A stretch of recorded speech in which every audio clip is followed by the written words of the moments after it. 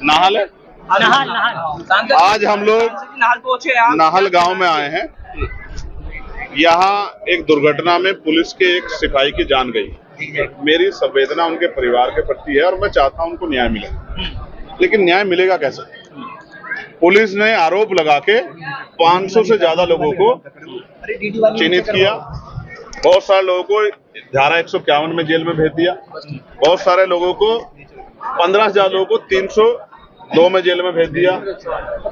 15 लोगों को 5-6 लोगों को गोली मार के जेल में भेज दिया, सिर्फ आरोप के आधार पे। अब आरोप और सत्य में ये फर्क है। आरोप में और सत्य में फर्क है कि उसके बीच में एक दायरा है जांच का। आज हम लोग यहाँ हैं, जो दोषी होता है, निर्दोष होता है, वो तो कहता है जांच करो, और जो दोषी होता है कहता है जांच की जरूरत नहीं है। आज हम लोग यहाँ हैं कि मैं यहाँ से गांव वालों की तरफ से ऐलान करता हूँ कि इस घटना की सीबीआई जांच करा दी जाए, क्योंकि 500 लोग स्टेट खोलने की बात कर रहे हैं, 15 लोगों को 302 में जेल भेजा है, एक सिपाही की जान का विषय है, सारे पुलिस के कर्मियों में बेचैनी है। गांव वाला कहना है कि पुलिस की गोली से ही सिपाही की जान गई। ठीक है, तो ये सत्य कैसे बाहर आएगा? सत्य इस तरह बाहर आएगा कि इसकी जांच हो जाए, और गांव के लोग तैयार है कि सीबीआई जांच हो। हमारे यहाँ सीबीआई जांच को माना जाता है, वहां से निष्पक्षता होगी, दूध का दूध पानी का पानी हो जाएगा। ठीक है, तो मैं चाहता हूं जिस तरह का जुल्म जो है लगातार पुलिस यहाँ कर रही है, यहाँ आना, इनको डराना, इनके घरों में घुस जाना सीढ़ी लगा के, ये गलत। पुलिस जिस दिन आई है उनको तस्करा नहीं डाल के आई, उन्होंने थाने को सूचित नहीं किया, उन्होंने चौकी को सूचित नहीं किया, तो कुछ गलतियों पे पुलिस भी है। इसलिए पुलिस को और गांव के बीच का जो टकराव, इसको रोकने के लिए इसकी जांच जरूरी है। मैं यहाँ के कमिश्नर साहब से बात करूंगा और मैं उनसे कहूंगा कि वो इसकी सीबीसीआईडी जांच करा दे या सीबीआई जांच करा दे।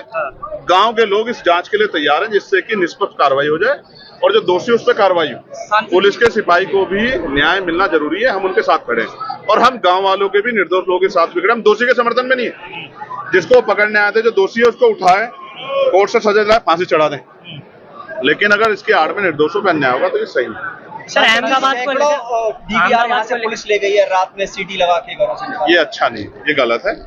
इससे जो है एक भय की स्थिति पैदा हो रही है। अगर सत्यता है तो डीवीआर ले जा क्यों रहे? पुलिस तो लगातार बयान जारी करती है ना, वीडियो भी जारी करती है कि देखो भाई इस घटना में हम पे आरोप लग रहा है, सच्ची है। तो वो अगर गोली चली है और गोली लगी है और आम आदमी द्वारा लगे तो उस वीडियो को भी जारी कर देगी, एविडेंस के तौर पे रख ले। सांसद जी, जहाँ घटना की है वहाँ पर सीसीटीवी कैमरे थे, उसकी भी डीवीआर निकाल ली गई, और जिस घटना जो घटना हुई है वो सीसीटीवी में कैद है।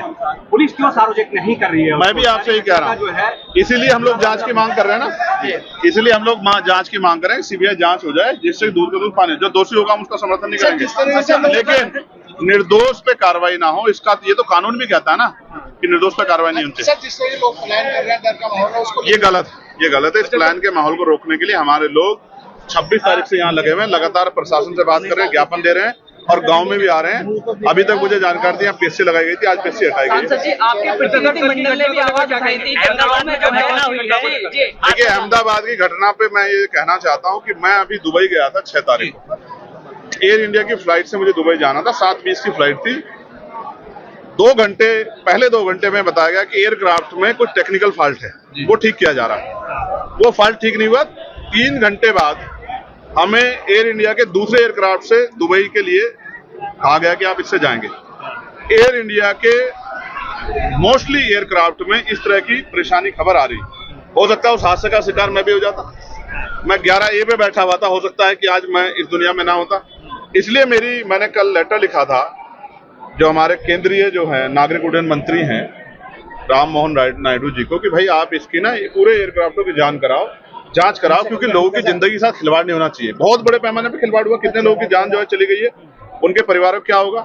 तो मैं तो उन परिवारों के प्रति संवेदना प्रकट करता हूं, लेकिन इससे जो है एक भय का माहौल भी हुआ है लोगों में, और एयर इंडिया के खिलाफ एक जो है आक्रोश का माहौल भी बन रहा है। इसलिए मैं चाहता हूं कि जितने भी एयरक्राफ्ट सबकी जांच कराई जाए, क्योंकि उसमें सफर जो लोग करते हैं उनकी जान की वैल्यू है।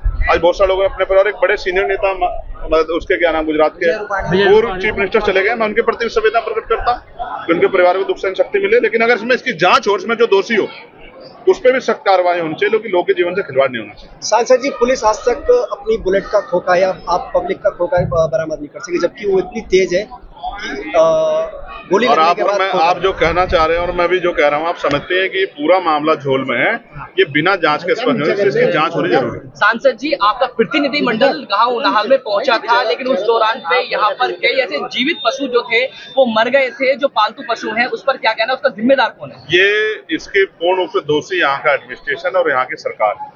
वही सरकार जो है, जब वो पशु पक्षियों की रक्षा की बात करती है, उनके जीवन सुरक्षा की बात करती है, तो यहाँ के जो पशु पक्षी थे उनको क्या जाति और धर्म के नाम पे देखा गया? उनकी सुरक्षा क्यों नहीं की गई?